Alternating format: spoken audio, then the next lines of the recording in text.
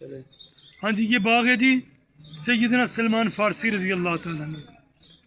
انتہائی خوبصورت، انتہائی پیارے واقعات۔ بیسیکلی سلمان فارسی رضی اللہ تعالیٰ عنہ اس امت میں سب سے بڑی عمر پانے والے شخص ہیں۔ آپ کی عمر 300 سال کے قریب ہے، یا 300 سال سے بھی زیادہ، ٹھیک ہے جی۔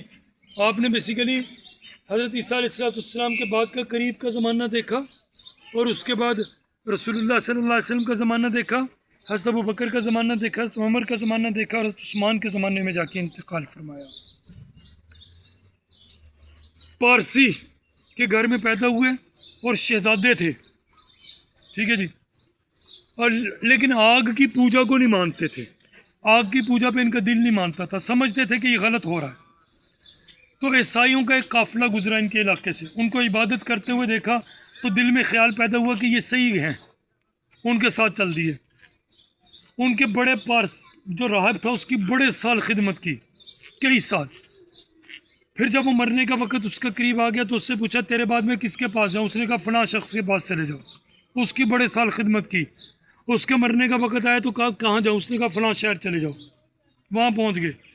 جب اس کے مرنے کا وقت قریب آیا اس سے پوچھا میں کہاں جاؤں؟ اس نے کہا میری نظر میں دنیا میں کوئی شخص نہیں ہے جو اصل دین پر قائم ہو، لیکن میں تمہیں ایک بات بتاتا ہوں، کھجوروں والی بستی ہے، وہاں چلے جاؤ۔ نبی آخر الزمان کے تشریف لانے کا وقت قریب ہے، وہ تشریف لائیں گے، اس بستی میں انہوں نے ضرور جانا ہے، ان کا انتظار کرنا، وہ مل جائیں تو ان پر ایمان لے آنا۔ لیکن ان کی میں تمہیں 3 نشانیاں بتاتا ہوں۔ ایک نشانی یہ ہے، صدقہ لیں گے لیکن اپنی ذات پر خرچ نہیں کریں گے، دوسروں کو پیش کریں گے۔ تحفہ دو گے، قبول کریں گے، اپنی ذات کے لیے بھی دوسروں کے لیے بھی۔ اور تیسرا، ان کے دونوں کندھوں کے درمیان میں مہر نبوت ہوگی۔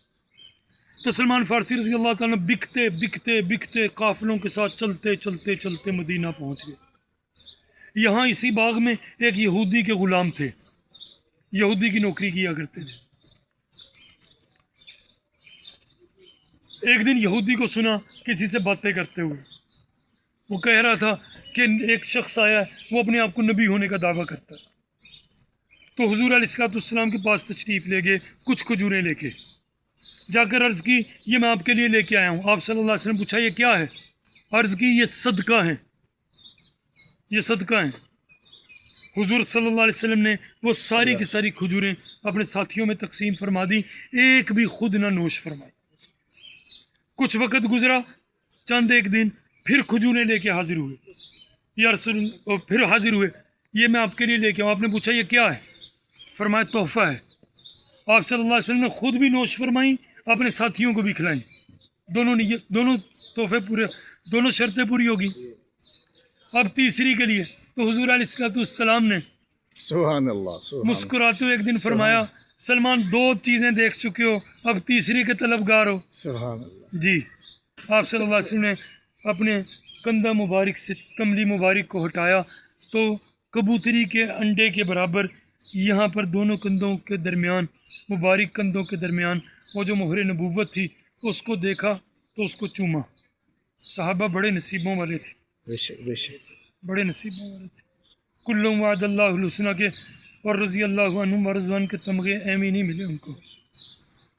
جیتی جاگتی آنکھوں سے حضور کی زیارت بھی کیا کرتے تھے اور قدمین کو چوما بھی کرتے تھے۔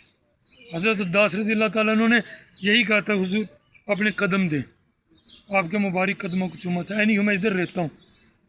تو جب تیسری نشانی بھی دیکھ لی، ایمان قبول کر لیا، مسلمان ہو گئے۔ حضور اکثر ان سے فرمایا کرتے تھے سلمان، اس وقت عمر 200 سال کے قریب ہوگی، بلکہ 260، اگر 300 سال کی عمر پائی ہے تو 200-250 سال کے قریب تو عمر ہوگی۔ تو اللہ کے نبی اکثر فرماتے سلمان اپنے مالک سے پوچھو کیا لے کے تمہیں آزاد کرے گا، اور وہ نہیں بات کرتے تھے، سہم جاتے تھے۔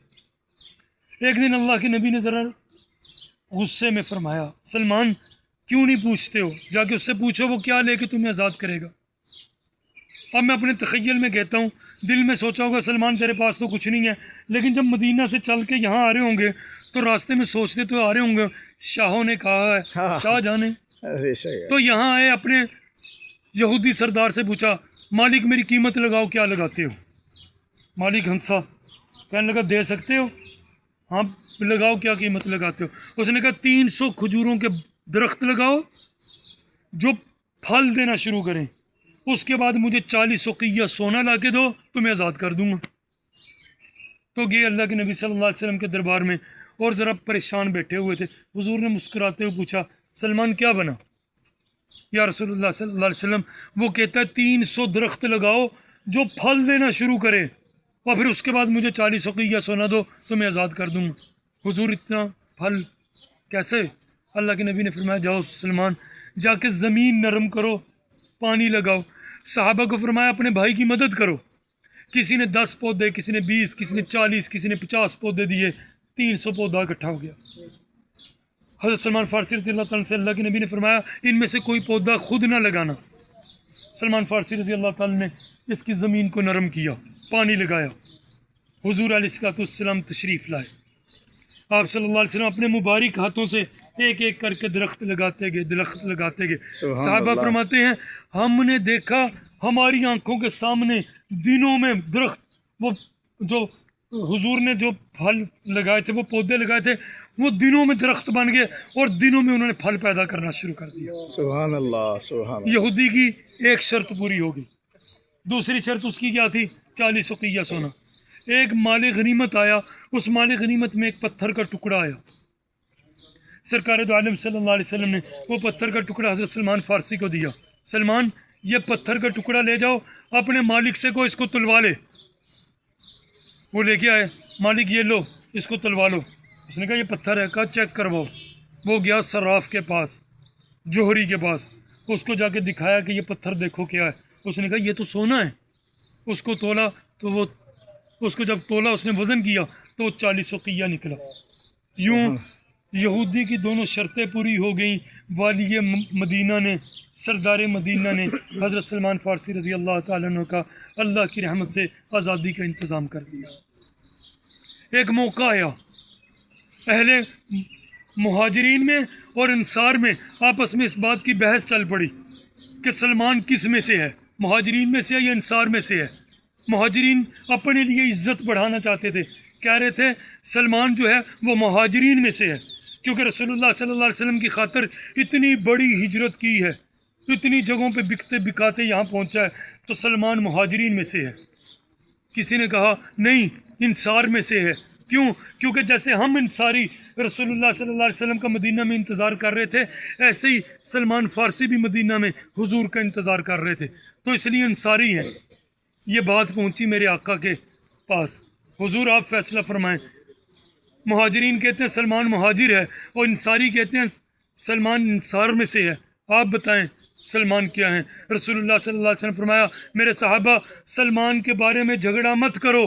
سلمان نہ مہاجرین میں سے ہے نہ انصار میں سے ہے, سلمان میرے اہل بیت میں سے ہے. سبحان اللہ سبحان اللہ. حضرات محترم, یہ محبتیں, یہ اطاعتیں, یہ رسول اللہ صلی اللہ علیہ وسلم کے قدمین شریفین کی وجہ سے.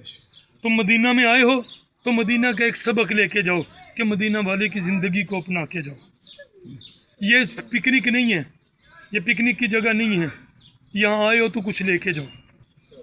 ایک شاعر نے کہا ہے, وہ کہتا ہے تیری نظروں سے نظروں کا ملانا بھی ہے بے ادبی, تیری سرکار میں پلکیں اٹھانا بھی ہے بے ادبی.